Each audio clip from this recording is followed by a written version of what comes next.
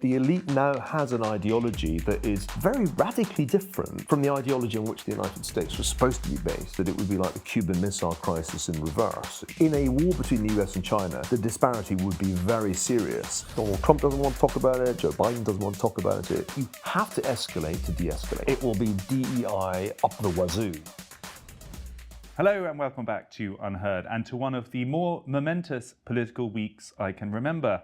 The first round results of the French election are in and seem to show a drubbing of the centrists and a triumph for the right-wing National Rally Party. Here in the UK, we are about to vote in what is universally expected to be a change of government election, nominally in the opposite direction.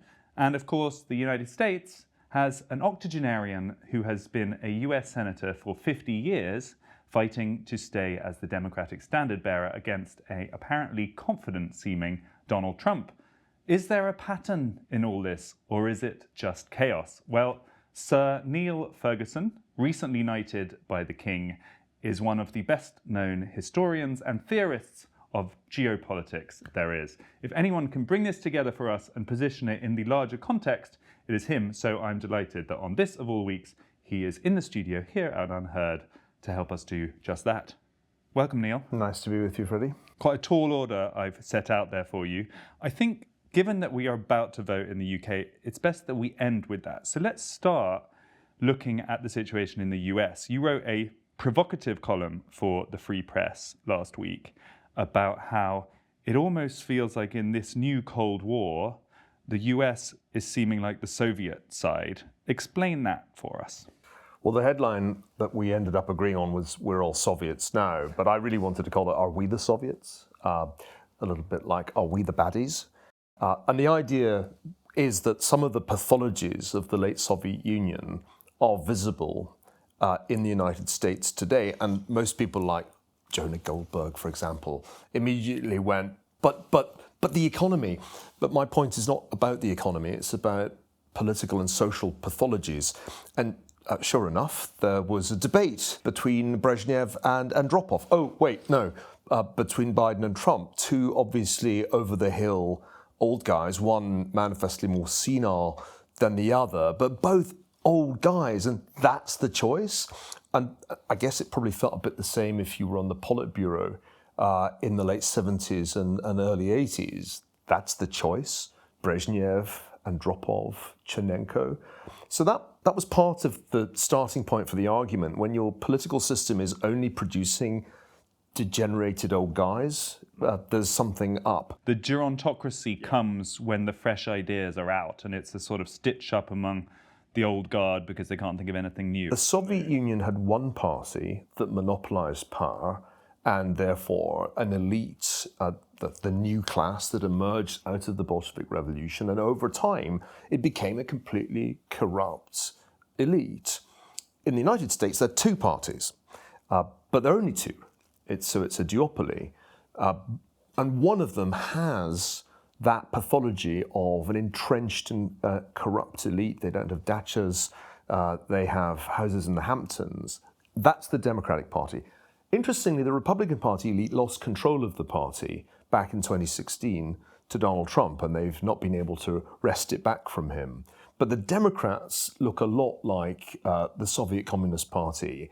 This rigid hierarchy could only come up with Joe Biden as the candidate to beat Donald Trump in 2020. And they can't think of anything better, even although it's been perfectly obvious to anybody who knows Joe Biden even slightly that something's gone pretty badly wrong with his cognition. And it's worth saying, in the days since that debate, that slight Pravda atmosphere has very much returned. There was about a 24-hour window when it felt like the Democrats might possibly reconsider this was that bad. But already the Congress people are back on the air, the spokespeople saying, no, he's in better form than ever. It was a blip. He's come fighting back. It almost felt like the drugs kicked in for his post-debate sort of performance. It is Pravda-esque. Right, but it's part of a wider pathology. It's very hard to find another example of an advanced economy where life expectancy declines, where mortality amongst young males rises. And I've been thinking for a while, why is this trend in the United States familiar? It's been a trend for a while. Angus Deaton first started writing about deaths of despair quite a few years ago, pointing to the increase in deaths from opioid overdoses, particularly fentanyl, but also deaths from alcohol abuse, deaths from gunshots, often suicides as well as crimes. And so we have this strange pattern where Americans, particularly young male Americans or middle-aged white Americans, are dying prematurely, and life expectancy actually has gone into reverse. And this wasn't just COVID, this would have happened regardless of COVID. There's only one other case I can think of, and it finally hit me, perhaps because I was asking myself, why have we got these two old guys? And it's like, oh yes, the Soviet Union.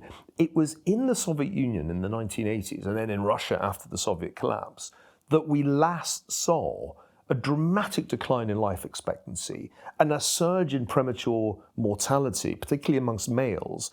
It was mostly vodka, although smoking also killed a lot of Russians prematurely. But deaths for despair, I've only seen once before, and I remember it because I spent time in Russia in the late 80s and the early 90s, and it was just a kind of grim scene. The streets of what went from being Leningrad to being St. Petersburg or of Moscow were littered with people drinking themselves to death. If you walk through central San Francisco, the streets are littered with people drugging themselves to death. So at the core of the piece, which some people I think mistook for a provocation, was a very, very serious point. You cannot name another example where the trends in public health are so adverse, despite there being a very advanced economy. So why were people so despairing or drinking themselves to death in late Soviet Russia? And why are they doing it in the US? And this goes to the even deeper point, a crisis of morale. One of the really interesting things about the disintegration of the Soviet Union was the sense amongst ordinary people that the whole system was completely and utterly a sham, that the people, the nomenclatura who ran it, the Communist Party elites, were just running it for their own benefit, and everybody else was essentially just being handed hypocrisy, cant about the workers and peasants really being in charge. And I think there's the same crisis of morale in the United States today, and you can see it in the polling. Confidence in the institutions is at an all-time low, if you look at polling that Gallup has done all the way back into the 1970s. And it's amazing to see that something like 8% of Americans have confidence in Congress, their elected representatives, their legislature.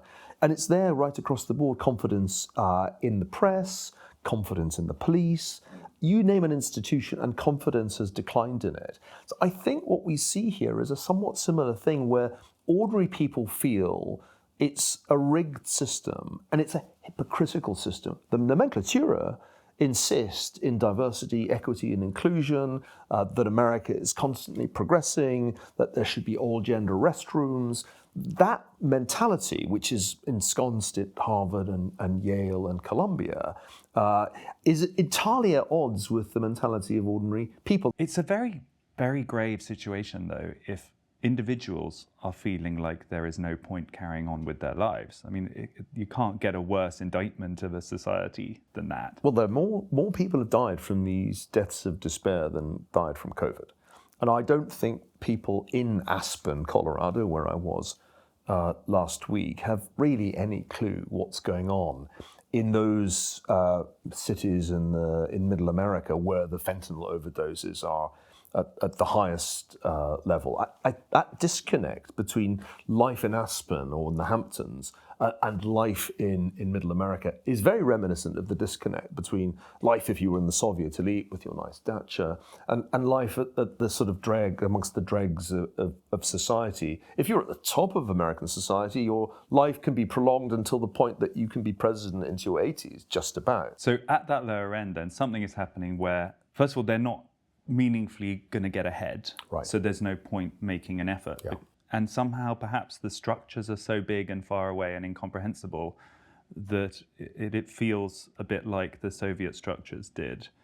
And your positioning of DEI in that is interesting because it often gets called just a culture war talking point. You know, this is, I heard some people respond to your latest column saying, oh, of course, now there he got the DEI mention in, as if it's this sort of headbanger talking point. But actually it is a good example of just that, because if you don't feel you're being judged on your merits, and you don't feel that you can advance up the ranks through your own efforts. The results are going to be imposed top down to fit some kind of criteria. That is quite a Soviet atmosphere. It's an ideology in which your identity, whether it's class-based, race-based, gender-based, minority-based, defines you rather than your individual merits. I mean, if you're a white male working class American, it probably has sunk in that the game is now explicitly rigged against you in the elite institutions and probably elsewhere too.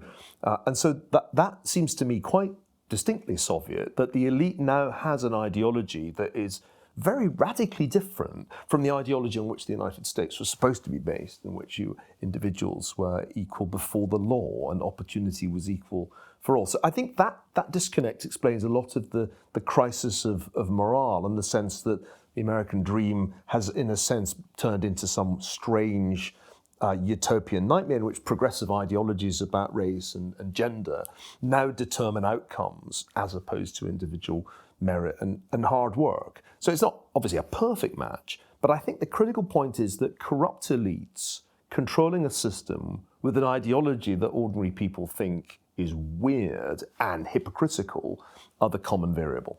So the flip side of this argument is where China, as the rival pole in what you describe as the new Cold War, where they sit. Because, again, a lot of people would say, I understand the parallel with Brezhnev and Biden and so on, but realistically, China is literally a communist state. To live there under a surveillance state as they do, with much fewer freedoms than even modern America, it's just not sensible to say that they are less Soviet than the US. What's the case there? How does China fit into that picture? If you think about Cold War II as being between two superpowers, there only are two in terms of AI or quantum computing, that are engaged in an ideological competition, a geopolitical competition, a technological competition. I think that's been going on now, certainly since 2018, when Americans woke up to what China was trying to do. Then the point I would make is that in Cold War II, the Chinese have the upper hand in a number of important ways. For example, if there were a conventional war over Taiwan this week, which is possible, I mean, the Chinese could blockade Taiwan at any point, the United States would be at a meaningful disadvantage. And the way I like to put this is that it would be like the Cuban Missile Crisis in reverse. It would be the Taiwan semiconductor crisis.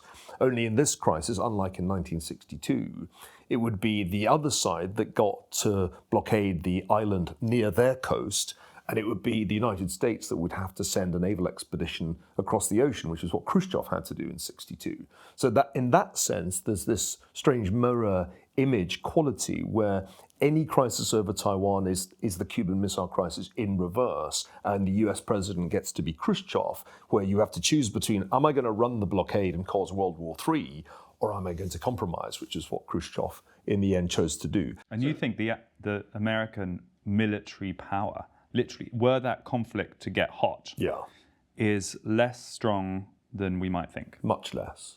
Because, for example, in a recent CSIS war game, the United States ran out of a particular kind of precision missile, anti-ship precision missiles, in a week. The Chinese have much deeper stockpiles and much broader production facilities for almost any item of hardware that you might name, from drones to nuclear reactors. The Chinese are the manufacturing superpower. Just to give you an illustration, 20 years ago, manufacturing value added, which is a pretty good measure, in the US was twice that of China. Today, manufacturing value added is in China twice that of the United States. So there's been a complete reversal of manufacturing capability. And what we've learned from the war in Ukraine, which I think we'll probably get to in a minute, is that in a conventional war, you have to be able to mass produce all kinds of hardware, including artillery shells, as well as drones.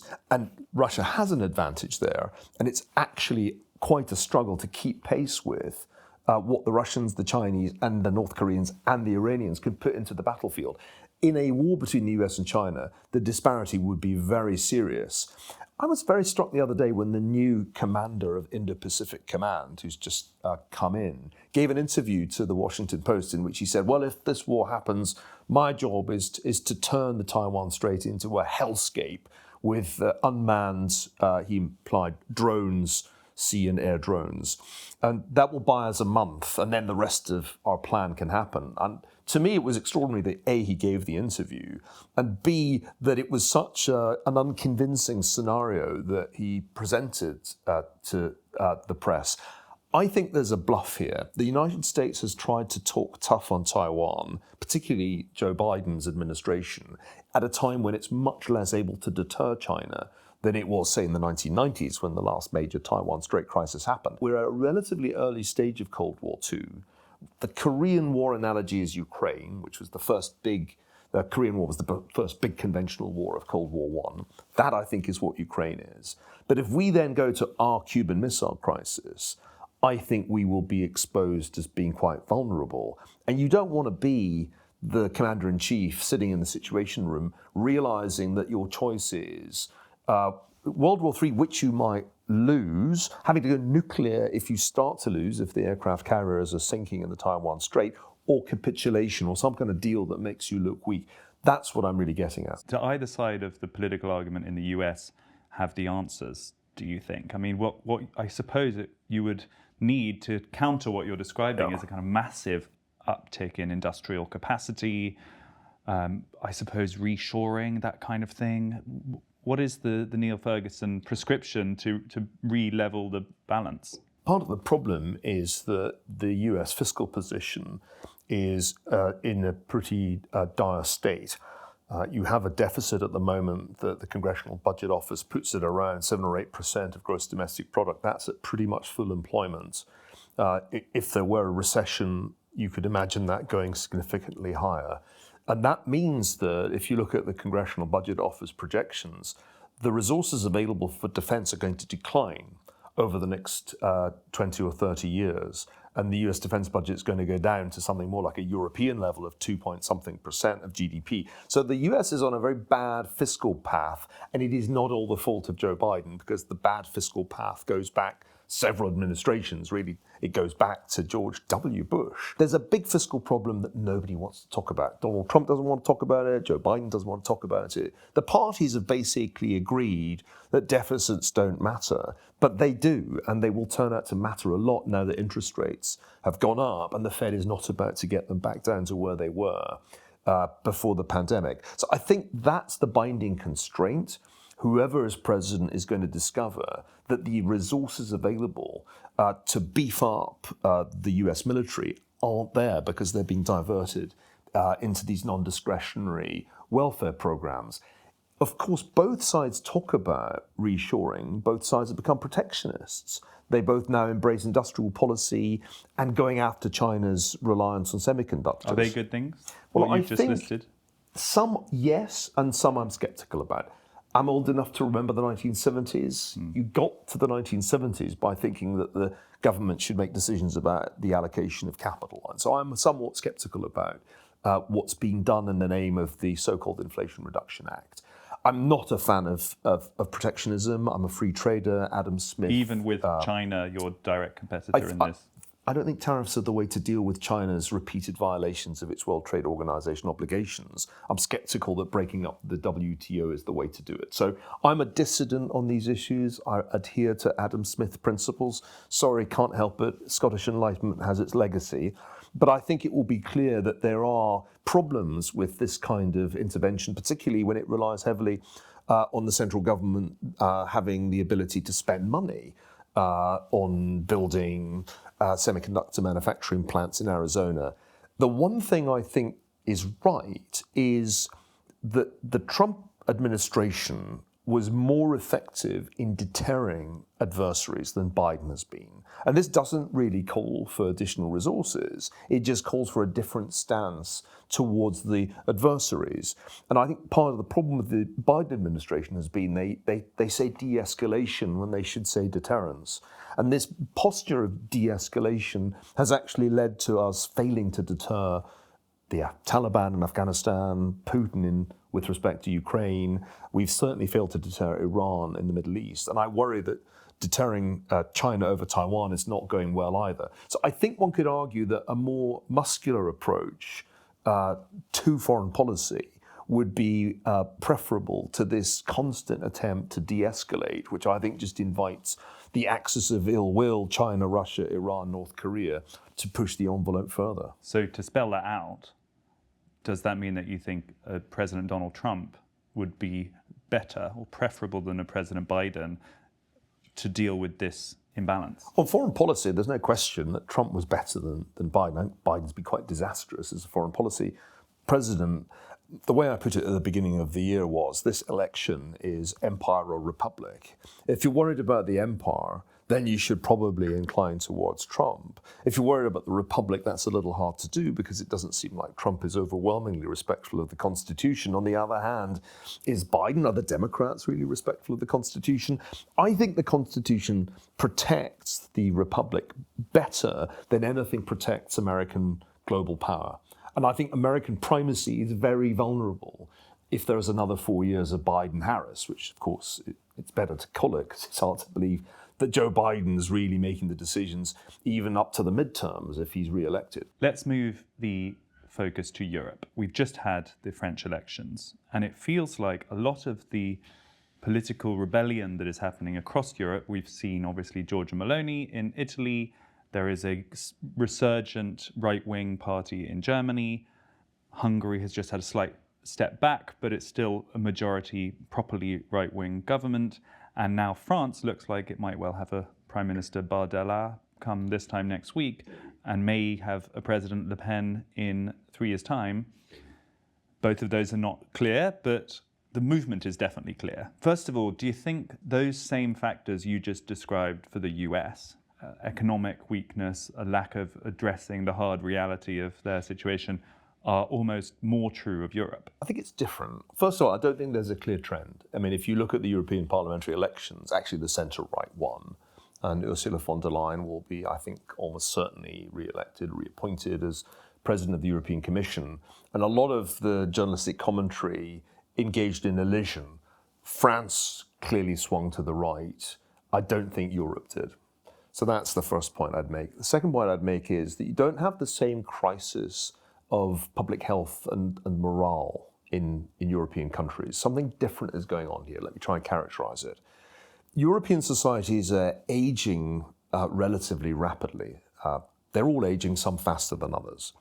And yet, they require immigration to offset this aging process. That's the one thing that European voters really don't like. And European voters are interesting because they are relatively elderly in two ways. One, the demographics. Two, turnout. They just turn out more, these older voters. So older voters want a mid-20th century welfare state to carry on paying out, allowing them to retire relatively early and live comfortable and prolonged retirements. But what they dislike is that for this to be possible, there has to be quite large-scale migration, which obviously changes the atmosphere in their towns and cities. Part of what happened in France is revolt of the provinces. La France Profonde has swung to the Rassemblement National and against President Macron. Macron, who in a sense was attempting his own version of Blairism. That is to say, a kind of centre-leftish trend combined with centre-rightish policies. And that game is up, just as it was up in Britain some time ago. But I don't think there's any easy way to square the circle in European politics, because if you really take the action that you say you'll take on immigration, you actually blow your older voters up with higher inflation. You blow them up with the National Health Service not having sufficient staff to function in the British case or its French equivalent. So I think there's a real contradiction at the heart of European politics, that the right talks the talk about immigration. It can't really deliver the restrictions without, in some way, hurting the interests of these elderly voters. So I think it's a slightly different story. Plus, there's no superpower dimension to this. The truth is, we know that Europe is not a superpower because when the US stopped supplying Ukraine with aid for 6 months, Europe could not fill the gap. Europe relies on the United States for its security, period. There's no path to strategic autonomy that's credible. So I think European politics has a slightly smaller scale feel, a kind of provincial feel to it. And at the heart of it all is this, I think, big fiction that you can somehow turn the clock back socially or culturally, but magically maintain the welfare systems that no longer work without large-scale migration. You said there wasn't a drift to the right. I mean, I think it is definitely factually true that within the European Parliament, the left-wing bloc and the Greens lost, and the centre-right and hard-right blocs gained. So there was a move to the right, even though, as you say, there was some complicating moves underneath the surface. And to me, the thing that is striking is that the big economies of Western Europe are the ones leading that move. So France, Italy, and a little bit Germany is coming up, and it would have been unthinkable. But this is the wrong way to think, Freddie, about European politics. The way to think about European politics is that the centre-right and the centre-left, the Christian Democrats, Social Democrats, created post-war Europe, and they created it at the national level, where they wanted to make sure that the far left and the far right could not make a comeback. So they would create welfare states that kind of bought the allegiance of voters to a democratic order, which had completely collapsed, remember, in nearly every country in the 1920s and 1930s. And these same social democrats and Christian Democrats had a European project, and that European project was to create at least the rudiments of a European federation. And therefore, to call the right the centre-right plus the far-right is a completely misleading framing.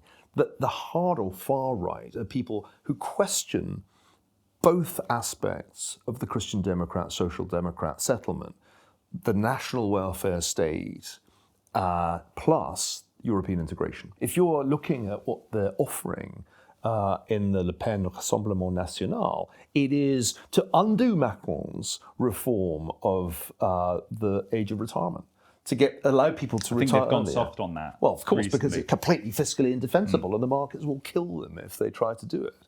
But this is the problem. You're really dealing in nostalgia. That's what you're selling in provincial France. I had a very interesting conversation with one of Macron's ministers about this. He said, we've created the best rail system in Europe if you are a wealthy Parisian with a nice house in Provence. But if you live in Clermont-Ferrand, if you live in provincial France, the railway system is actually worse than it was in the 1970s, and you know it.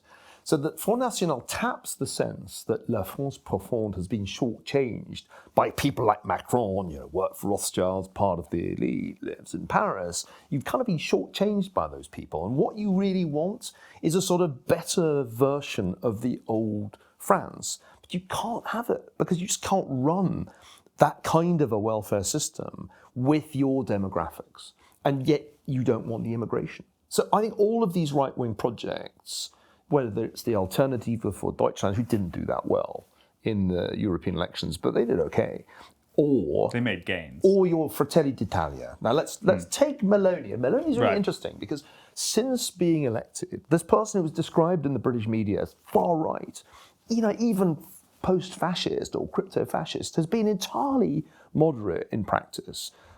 Even an attempt to take on the banks was very quickly abandoned when the markets went yuck. And in truth, Giorgia Meloni is on the phone to Mario Draghi for tips on how to be Prime Minister of Italy. Now, the word that they now use in Paris when they look at young Monsieur Bardella is melonisation. Can he be melonized? In other words, can he be tamed the way Giorgia Meloni has been tamed in Rome? And that remains to be seen, because I think the Rassemblement National is actually, in some ways, seriously populist. But my hunch would be that there's so little fiscal room for manoeuvre that they will melonize Bardella if, and it's still if, he becomes Prime Minister. I'm not convinced actually. It feels like he's already being melonized. I mean, a lot of the policies have been watered down. His rhetoric about the EU has changed. There's a lot of caution. Yeah. It feels like they are already positioning themselves roughly where And Meloni let's not was. forget, the populists have all walked away from exit. I mean, Brexit killed exit for all the continental populists. Nobody now talks about leaving, certainly not leaving the euro. So in a way, the Mélanisation process has been going on since around about 2016. But that's why I'm skeptical about Europe swings to the right. Really? Just to be clear, would you call Marine Le Pen's Rassemblement National far right? You know, I struggle with this term because I think it's right in the sense that they are to the right of Les Républicains, or at least some of Les Républicains who split after the European results came out. But far right, I think, is often used as shorthand by journalists in the English-speaking world to imply they're practically fascists. But they're not fascists. And I've been saying this since 2016 to try to explain the difference between populism and fascism. You know, fascists, if you could take a time machine back to the 1920s and 30s, march around the streets in uniforms and are quite keen on war. Populists are quite different. Populists essentially say we've got too much immigration, too much globalization, we need to do something to kind of get back to what we used to be, but they're not in uniform and they're not talking war. So I think this is really populism. And the problem about populism, as was true in the United States in the late 19th century, is that it's quite difficult for it to deliver meaningful results to the people who support it. So perhaps the Italian population are content to have a leader who is sort of nominally a little bit edgy and right-wing, and she does some things around family policy that are a little bit shocking to kind of liberal centrists. She talks about immigration in a different way, although it's not yet clear whether she's succeeding in reducing numbers. The operative word in your sentence is talks. So Mélanisation means you still get the speeches, you still get the language, you still get appeals to a traditional way of life, but you don't get any of the actual costs of turning the clock back. And that, I think, will be what happens in France and in other European countries. Of course, in some countries, in Scandinavia, for example, you see the established parties just moving themselves rightwards, particularly in the immigration issue. Take Greece as a good example, where Kyriakos Mitsotakis is clearly a product of the Greek elite with elite US education. But he's managing to run a centre-right government, which is tough on immigration, very tough in some ways. And that's working because he's delivered economic results. And I think delivering the economic results will always transcend making great speeches. I mean, if you aren't delivering economically, then it doesn't matter how good the speeches are, you're in trouble. Meloni's managed to avoid what really bedeviled more recent Italian governments, which is the bond market going, oh God, and the banks getting into trouble. So I think that will be the same constraint on Bardella if he becomes prime minister. He's going to have to be very careful not to cause a spike in French borrowing costs. Again, the Brits provided the warning there with the Liz Truss episode. You know, exactly. You'd rather be Meloni than Liz Truss. That would be my kind of analysis of anybody who finds themselves prime minister in a European country. Just to make sure we're not underplaying the victory by the Rassemblement National, it's true that some things would change if they have meaningful power in French politics. The standoff with the European Union could go up a few notches. There could be budget scraps. It would definitely add a sort of insecurity in the European structures. And they can do some things on immigration. It is possible that they can at least slow the pace of immigration. Those things might be considered victories to their voters. When you put it like that, the word far just doesn't seem really appropriate, because this is all kind of mildly a bit to the right of the centre-right, not far to the right of the centre-right.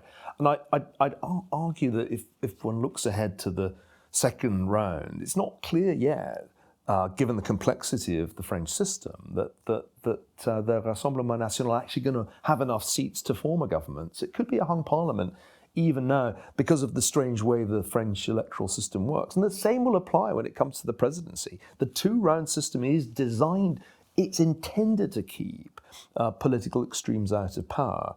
It'll still be quite hard for the RN to get the prime ministership and the presidency. And even if they succeed, they will be constrained in the way that we've described by the fiscal and the financial market pressure. Many of the so-called populist right parties in Europe are a little bit more sceptical about the NATO/Western-led efforts to resist the invasion in Ukraine, on the basis, I suppose, that a lot of people are dying and not a lot of progress seems to be being made. You take a very different view on that. You'd, as I understand it, you'd be critical of those right-wing parties' hesitation and feel like the effort needs to be strengthened, if anything. Is that fair? I think, first of all, when you look at any of the parties on the so-called far right, the first question to ask is, how much money have you received from Russian sources in the past 10 years?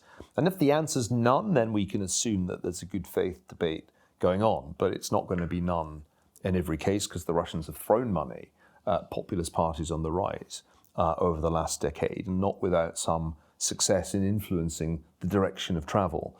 Second question. You're thinking of Le Pen, you're thinking of the RN in particular. There were particular? certainly Le Pen Putin connections, but there's been money going into the Eastern Central European populist parties too. So this is a bit, are we not getting a bit conspiracist No, there? I don't think there's even if it's factually true that. Well, if it's factually true, it's not conspiracy. If it's is it? factually true that Le Pen's party was borrowing money from Russian banks because she was being frozen out of Western banks, is that proof that she's a Putin puppet? Follow the money is a good journalistic rule, as you know, Freddie. And I just say, if you're going to have a debate about Ukraine first, can we be clear that this is a good faith debate? Because it isn't in every case. Secondly, what exactly do you think would happen if Russia achieved its objectives, which were, at the very least, to render Ukraine non-viable as an independent democracy? I mean, annexation was, I think, the most ambitious of Putin's war aims, but I think he would consider it a victory if Ukraine was sufficiently broken that it couldn't really function as an independent democracy. Now, how good would that be for the rest of Europe? You don't need to go very far to get an answer to that question. Just go across the border from Ukraine to Poland or go to any of the Baltic states and say, how would that be for you guys? And the view there is it would be disastrous. You mean if he was allowed to continue or allowed to... If Ukraine fails... conflict was frozen in its current form, well, what are we talking about? So this is the critical problem. Any of the kind of options that have been discussed to date seem likely to leave Russia in control of at least some parts of Ukraine that it didn't control prior to February 2022. Parts of the Donbass that it didn't control, and possibly parts of the Black Sea coast, the so-called land bridge to Crimea. Now, I don't think there's any viable Ukrainian government that could accept that. So I don't think any peace treaty is in the offing. As in the Korean case, you end up with an armistice, the fighting stops, and you have this border that is not really stable or accepted, but could very well become, for a long period of time, the functional border between Russian-controlled Ukraine and independent Ukraine. That's a plausible outcome. And is that bad if it stops people dying? It's only bad, Freddie, if it leaves a rump Ukraine that is not economically viable. And that has a lot to do with how much territory the Russians remain in control of. Now, the problem with the suspension of US aid that began late last year and continued into this year, but has now stopped, is that in that period, Russia began to make territorial gains again. And the further west Russia goes, the less viable Ukraine is, the harder it becomes to imagine successful economic reconstruction of Ukraine and a stable Ukraine. So a lot depends on where you actually stop the fighting, where the armistice froze the Russians in control. Now, I think from an East or Central European perspective, if Ukraine's left as South Vietnam, i.e. it's only a matter of time before it's gone, as opposed to South Korea, in which case it has a viable and possibly very successful economic future, that makes a huge difference. So you would support a freezing of the conflict and an accepting of an armistice, if not a full treaty, as long as, there was access to the sea from Ukrainian...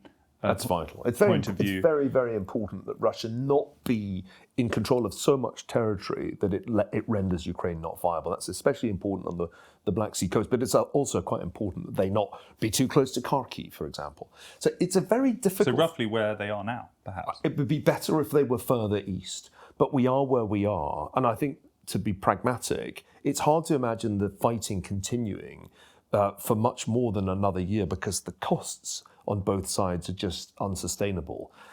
The critical thing missing at the moment is a perception on the Russian side that they just are going to have to keep on fighting and incurring costs.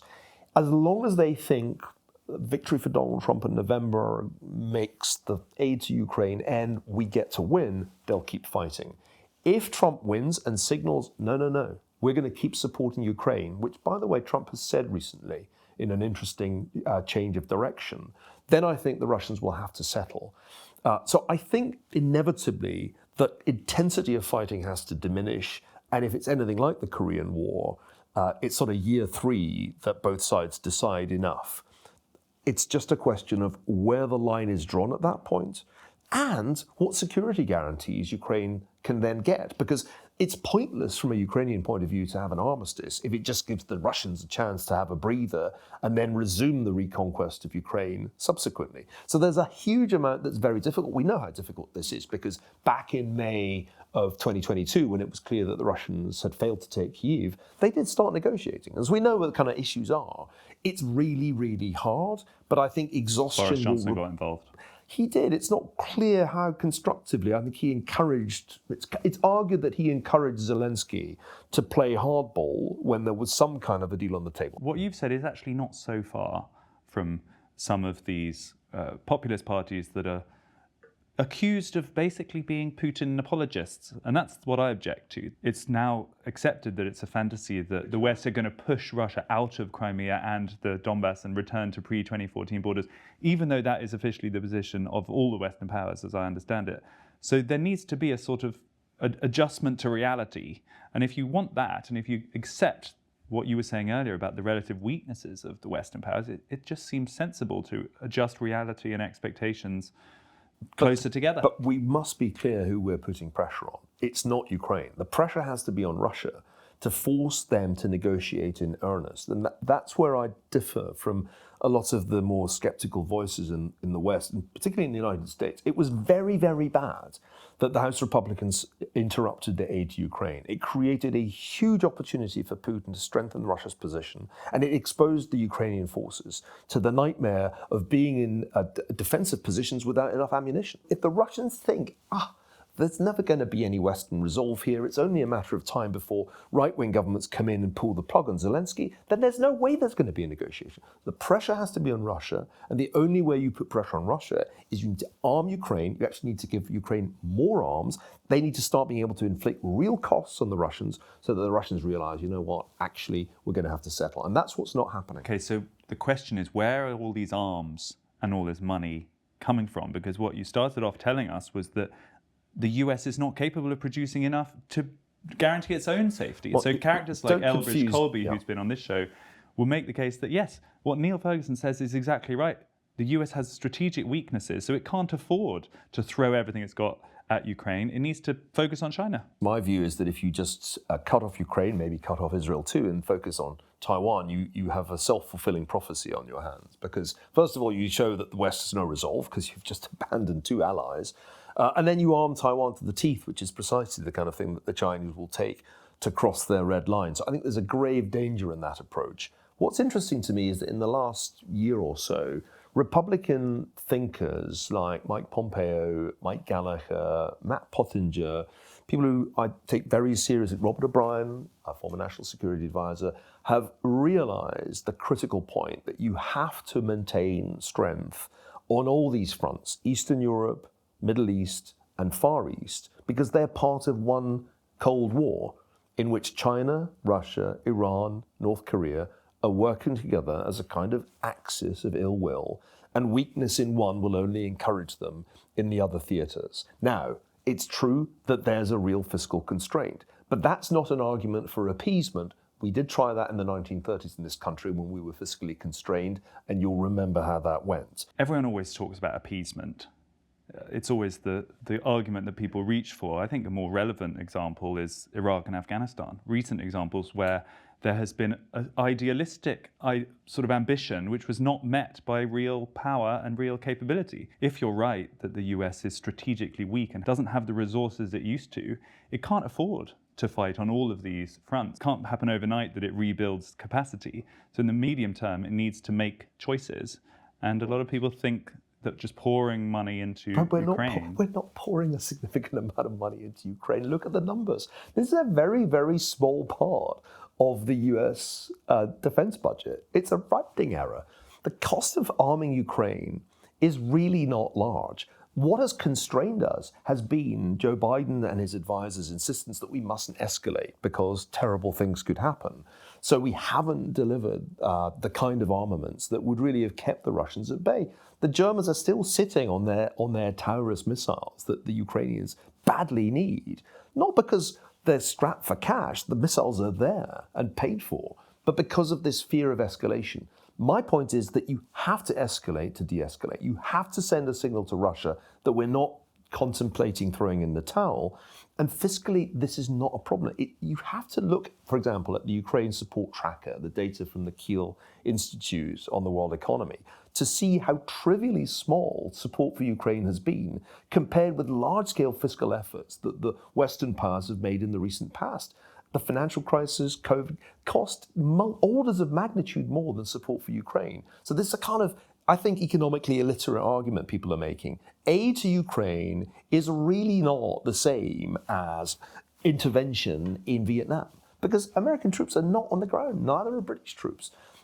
We are confusing ourselves by not understanding the orders of magnitude. And in all debates about policy, you have to begin by realizing that it's a bargain to keep Ukraine in this war. The Ukrainians do the fighting, they do the dying, and we are not supplying them with sufficient weaponry to win. We're supplying just enough for them not to lose, and that's not a sustainable policy.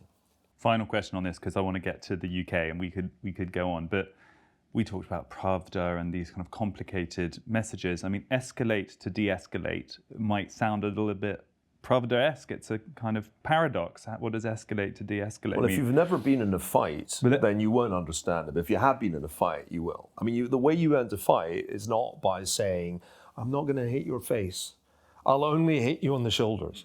So it's actually quite simple. The logic of violence is not well understood in our highly civilian societies where only a tiny number of people serve and most people don't experience any kind of organized violence. If you do not signal to the Russians, the cost of this war is going to remain high and get higher for you. We will never get to meaningful peace negotiations. This is not a profound and paradoxical idea. What if there just isn't public support for it? So you might think it's sort of strategically wise to show that strength, commit those additional resources.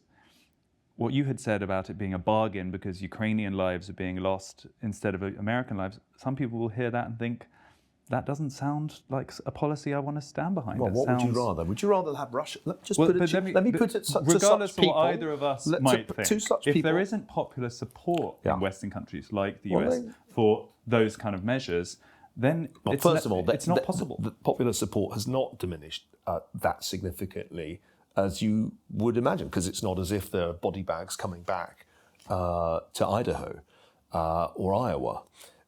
Popular support's actually fairly resilient. There was some erosion amongst Republicans. There's been some erosion amongst people on the European right, but it's not actually a huge shift if one looks at the polling over the last 2+ years of this conflict. But the point is simple.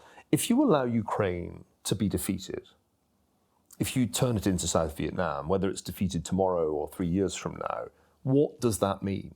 Do you honestly think that Vladimir Putin would say, that was it, that's all I wanted, I'm fine now? Or would it not be a matter of a short time before Lithuania was next in line? Russia is clearly not going to rest content with victory over Ukraine any more than Iran is going to stop seeking ways to destroy Israel. And China is not about to say, as long as you respect the one China policy, we won't do any more flyovers or blockade simulations. So let's try and learn some history, some serious history. Unlike people who like to talk about appeasement, I've studied it. I wrote a book about it, War of the World. One of the things that I tried to show there was that if you allow yourself to be fiscally constrained to the point that you say, well, our debt burden is such that we just can't do this, we better give Hitler a bit of Czechoslovakia and hope that that will do, you know where that leads. And if we've forgotten that, if we haven't understood how the British Empire got into the disastrous situation of 1940, then how are we ever going to advise the Americans as they face the same challenges? If you're going to match them as they build their nuclear arsenal, you've got to learn the real lessons of the mid-20th century. And I worry that in a whole bunch of different ways, we're forgetting them. We're forgetting them with respect to the fate of the Jews. That seems to be one of the more striking features of the past year, a kind of weird amnesia about what the Holocaust was and where it came from. And we're suffering the same amnesia when we are confronted with an obvious fascist regime in Russia. If we think that handing them Ukraine is going to somehow buy us no peace in one our is time. talking about handing them. That would be the effect. You were talking about South Korea as an That's example. what we have to. That's Right. what we can Which is realistically still, many get to. people would still say that was surrender if you were going to allow some part of pre-2014 Ukraine to formally become Russia. That's That really seems the like argument. a Is it wild appeasement or is conflation it of completely Korea? different terms, because what was amazing about our intervention in the Korean War was that we prevented the disappearance of South Korea, and South Korea then went on to become the single most successful economy of the late 20th century. I promised that we would get to our own election here in the UK, the country of which you are now a Knight of the Realm. Let's talk about that, because it looks, if the polls are even vaguely right, it looks like Labour is definitely going to win a majority. The expectations game has been such that even if the Tories are reduced to 150 seats from 376, that would be considered a relative success, because so many predictions have put them down at 50, 60, 70 seats. I've got to start by getting a prediction from you. We're voting this week. How many Tory seats will there be come Friday morning? I have already made a bet that it will be fewer than 100 Conservative seats. And what is your explanation for that? Well, in practical terms, the tactical voting in a first-past-the-post system can really kill you if you've been in government for 14 years. And in some ways, this is the natural pattern of British politics. Let me try and give you historical perspective. There have been previous eras when a party suffered a profound defeat after a period of rapid changes at the top, around about electoral reform, for example, around about free trade. The 19th century saw periods when there were multiple prime ministers in short spaces of time. So what we've seen in recent years in Britain is perfectly precedented. And there are elements in it seems to me, in the recent past that are very familiar to any student of 19th century British politics, including the fact that, you know, all the prime ministers were educated at Oxford. So some things are kind of perennial about the way that British politics works. The question is, will this be one of those seismic shifts that ends a party's ability to form governments? That happened to the Liberals. Is it about to happen to the Conservatives? I think it's a reasonable question to ask. And that's why I think the Conservatives are in grave danger of falling to such a rump in the House of Commons that they no longer seem like a credible future government. I think the reason they're in this position is, again, partly just the familiar pattern of exhaustion that comes if you're in politics, if you're in government for 14 years. And so we shouldn't really be surprised that the Conservatives are heading for defeat. Compared to Europe, which we were just talking about, it is quite striking that just as Europe, whether it's leaping to the right or edging slightly rightwards, definitely is going in apparently the opposite direction to us.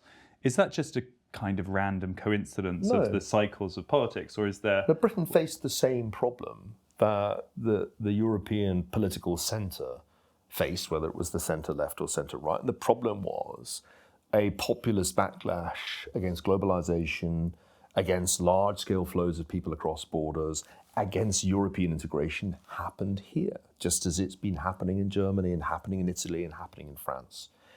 And David Cameron, as Prime Minister, decided that the only way to prevent the Tories being outflanked by some party on the right, whatever it called itself, UKIP, Brexit Party, whatever, now Reform, the only way to preempt this was to have a referendum. And that fateful decision, I think, has had more or less inevitable consequences for the Conservative Party. If the outcome of that gamble is the biggest Conservative defeat in history, then it really will be stairway to hell. And if the outcome is the most powerful Labour government in history, which seems highly likely, I mean, I'm certain the Labour majority is going to be bigger than Tony Blair's in 1997, then the law of unintended consequences will really have won the day. So you see this as a kind of playing out of the Brexit central flaw in some way, that it all stems from 2016? I mean, some people listening to this interview will hate me for saying this, but the problem about it is obvious. A lot of people voted leave in England and Wales because they believed the proposition that money going to Brussels would now be available for the National Health Service and control over migration would be returned to the UK government. Since Brexit, there have been a number of striking developments. One is that the National Health Service works a great deal less well than it did in 2016. But the most striking unintended consequence for people who voted leave is the surge in net migration to unprecedented heights, and the paradox that there is now much more migration from outside Europe than there was before. And so it's hardly surprising that many voters feel disillusioned, in addition to which, economically, the collapse of investment, which was the most striking consequence of the Brexit vote, has had a real impact on productivity growth, so that the UK is really barely growing relative to the trend that it was on prior to 2016. And again, one wouldn't expect voters to be very cheerful if they had the combination of low growth and the spike in inflation that followed the pandemic and the outbreak of the war in Ukraine. So I don't like the term perfect storm, but if you add all of these things together, it becomes hard to think of a very strong argument for voting Conservative because none of the things that were promised has been delivered. Meanwhile, there's been this big surge in support for Reform UK, led by Nigel Farage. Compared to some of those European populists we were just talking about, he's a different kind of character because he has much more of a Thatcherite economic vision. It's about trimming. In fact, it sounds a little bit like what you were talking about. Well, this was part of the problem about Brexit. It also sold itself as some kind of renewed Thatcherism. If we could only free ourselves from Brussels, there would be a kind of soar away free market Britain. And of course, none of that happened. On the contrary, it seemed as if, at least under Boris Johnson, a big government vision came back in. So my question is, do you like Nigel Farage? Because he sounds, what he's proposing, which is a sort of robustness on immigration and cultural issues, but really quite a Thatcherite economics, sounds like you might quite like it. I don't think that Nigel Farage is a serious person. And I don't think that he offers a serious solution to Britain's problems. Unfortunately, it's not clear who does, because what Sir Keir Starmer, and Rachel Reeves offer is a kind of remnant of the old social democracy. A little bit more money here, a little bit more money there. They're going to face a national security crisis that will blow Rachel Reeves's arithmetic out of the water because Britain is in such a parlous state with respect to its defences that the shopping list, the spending priorities in Rachel Reeves's speech, I think, will not last very long at all. Labour will find itself reenacting the 1970s, only it'll be the public sector unions that they'll have to grapple with. And it's clear to me that they have no real solution to the productivity problem, the investment problem, the demographic problem. Britain's problems are the familiar problems of these mature European countries. We simply don't have anybody offering serious solutions that would get Britain back to higher investment, productivity growth, exploiting what we still have. We still have some of the world's best universities. We still have some real human capital. But we have a massive structural problem in the age structure and in the productivity growth. And nobody in this election, and I dutifully listened to the Today programme, hoping to hear some sense. Nobody has a sensible answer to the question, what do we do to get the British economy growing again? So let's get a sense of what we're going into then. There are sort of two caricatures of the Keir Starmer project. The one that he himself leans into and his critics on the left shout about is that he's basically a Blairite. His vision for the economy is growth. he thinks he's going to put in some sort of industrial strategy or make investments that are going to allow that productivity gain to happen, etc. Are you sold by that version of Keir Starmer, the kind of surprisingly right-wing Keir Starmer? Well, he's Harold Wilson, and what's great about Britain is that while other countries just flirt with reenacting the 1970s, we're going to do it like some BBC costume drama with meticulous attention to detail. And so we have somebody whose hero is not Tony Blair, but Harold Wilson. And he's going to have exactly the problems that Harold Wilson had. Because you can talk a big game about industrial strategy. I'm waiting for the white heat of technology to come out as a phrase. But it's the pound in your pocket that you start talking about next, because the economics is just not pretty. The fiscal position they're inheriting, unlike the fiscal position that Gordon Brown inherited as Chancellor, is dire. And it's dire for the reasons that we've discussed.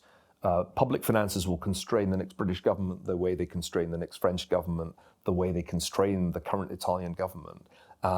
And I think that will be the problem, just as it was for Harold Wilson. It's lovely to imagine Britain somehow embracing technology and achieving higher productivity growth. But then you run into the realities that your clients include public sector unions who think that Christmas has finally come.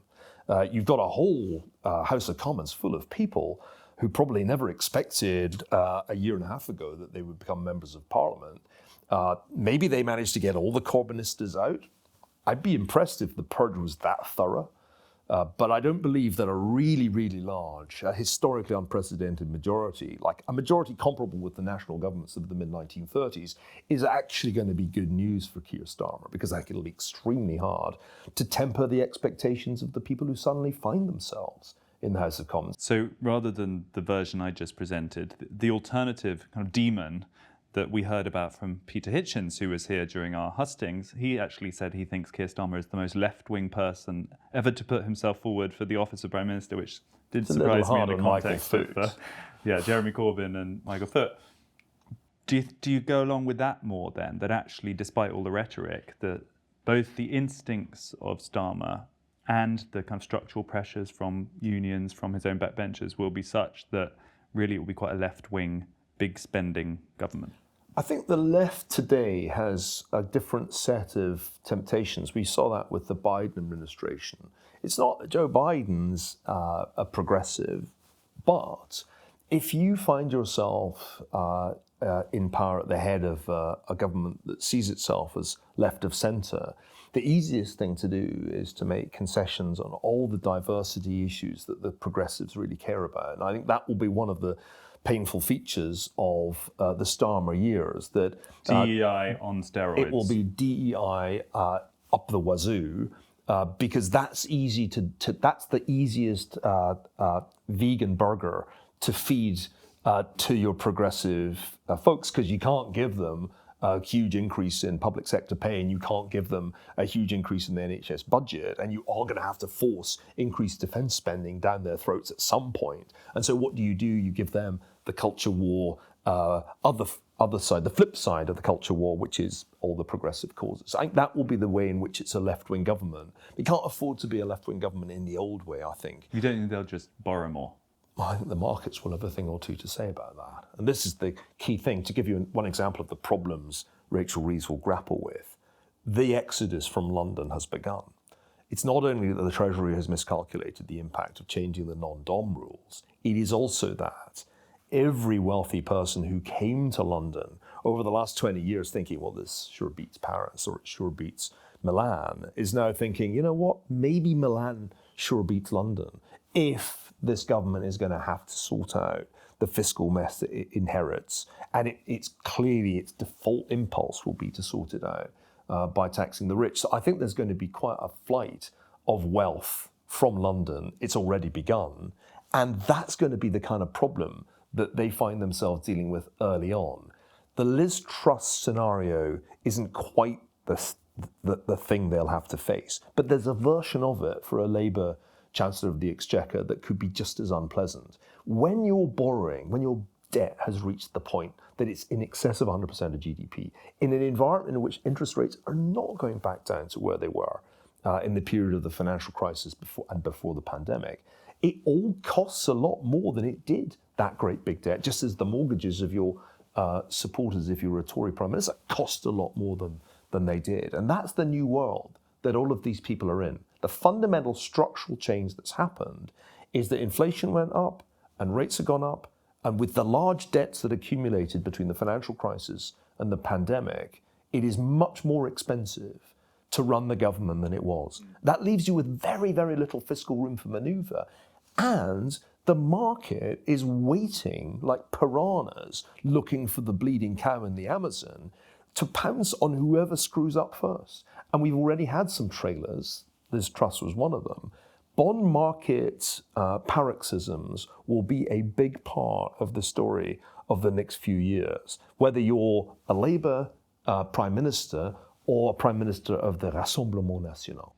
So actually, I'm sorry to say it's a little bit of a depressing picture you're giving us, because if we're walking in to this Labour government, it's so constrained anyway that it won't, I suppose one could be reassured that it won't be able to do anything too interesting in a direction that you might think is unwise, but it sounds like it will be just further managed decline. Well, let's ask ourselves, what institutions work really, really well in Britain? What are still the institutions that work well? How about the private schools? They're clearly better private schools than in the United States. It's one reason that my family's spending much more time here than in the US. And what is Labour going to do? Well, of course, it's going to attack them by putting VAT on school fees. So, you get a sense that the wrong things are going to get prioritised for the old familiar reasons. Class war, it still sells. It's Britain. It's class. It's where we always seem to me to default to. So I can't be full of glad, confident optimism about the Labour era. It's not 1997. I can remember the morning after Tony Blair's 1997 election win, doing In Our Time with Melvyn Bragg, and Melvyn was so hungover from celebrating that during the show he had an enormous cramp in his leg. And I've never seen anyone sort of be simultaneously happy and suffer an agonizing cramp, but that was the mood at that point. It won't be like that. There's just not going to be the same euphoria, because this Labour government is inheriting a hot mess, whereas the last Labour government inherited the legacy of Margaret Thatcher, which even John Major hadn't been able meaningfully to degrade. I always like to look for a little tiny beam of hope at the end of these conversations, because we can leave our audience kind of really, really depressed. What about this scenario for the coming Labour years, that there is actually a benefit of the UK being seen as this sort of stable, sane place in comparison to quite a hectic, populist Europe? Maybe capital does start moving back to the UK. The kind of Davos crowd will like the Starmer project. They're already getting endorsements from, it's very popular in the Financial Times, it appears. So maybe, even though you don't like it on principle basis, there will be a kind of boom of a kind because of the fact that they're not crazy Tories. Dream on, Freddie. That's just not happening. I think what's much more likely, if you want to be optimistic, is that over a 10-year time horizon, the axis of ill will, the other side in Cold War II, will have problems of their own that we don't yet fully foresee. Remember, the people who run these authoritarian regimes aren't immortal. Xi Jinping's health is not that great. I don't think the next generation of Chinese leaders will really be wanting to pursue the aggressive Cold War policy he's pursued. I think change is coming in Beijing. I think change will come in Moscow. I think change will come in Tehran. I think what now seems a formidable axis 10 years from now could have fallen away. And that's why all along I've argued that in this Cold War, you need a strategy of détente to buy time, not a strategy of brinkmanship when we're not ready. And so if we can pursue that kind of strategy, then I think 10 years from now, as I turn 70 and you make it to 30 or whatever age you'll be, it might look a lot better geopolitically. But I think that's the one consolation that I offer. Our enemies are not 10 foot tall, and they are mortal, and their systems are dysfunctional. The demographic problems that we talked about in connection with Europe are worse in China. They're worse in East Asia generally. They're never going to get their fertility rate back up. And in that sense, the West is not doomed. And I used the word doom in my last book, ironically. It's not the end of the world we have to worry about. The incredible thing about human beings is that despite our ability to screw things up politically, we're still quite good at technological innovation and scientific breakthrough. And that stuff goes on, and it tends to go on at a higher rate and more successfully in free societies. That's what we've got going for us. If Britain can retain the educational edge that it's had, the fact that it still has at least 3, maybe 4 of the world's best universities, then it has a shot at being part of that next phase of innovation that will solve the climate crisis, that will solve the kind of problems that we currently confront, the problem of the chronic problems of public health that make healthcare so expensive. Most of the problems we confront that lie behind the fiscal difficulties are quite fixable, actually. We can probably make the cost of aging much lower if we just apply some of the technology that is already there. So I'm an optimist about that kind of thing. And to me, history is partly about how humans contrive, mostly through politics, to impede the technological progress that is going on in free societies. That's really my story. And if you just look at how these two forces interact, you could say we've been talking about the least interesting aspects of life in 2024, which is the politics. And what we should have been talking, or the public finance, and what we should have been talking about is what's going on in artificial intelligence, in drug discovery through AI, what's going on in improvements in our understanding of human genetics. We could have talked about a lot of really more optimistic things. We'll have to get you back to do the positive side. I'm going to take that as a beautiful, not exactly sunny uplands conclusion to our conversation, but definitely not exactly doom, as you wrote in your previous book. Niall Ferguson, thank you so much for your time. Thanks, Freddie. Well, I promised you a comprehensive world tour, and that's what we got. The world according to Professor Sir Niall Ferguson. Lots to think about there. Thanks to him, and thanks to you for joining. This was UnHerd.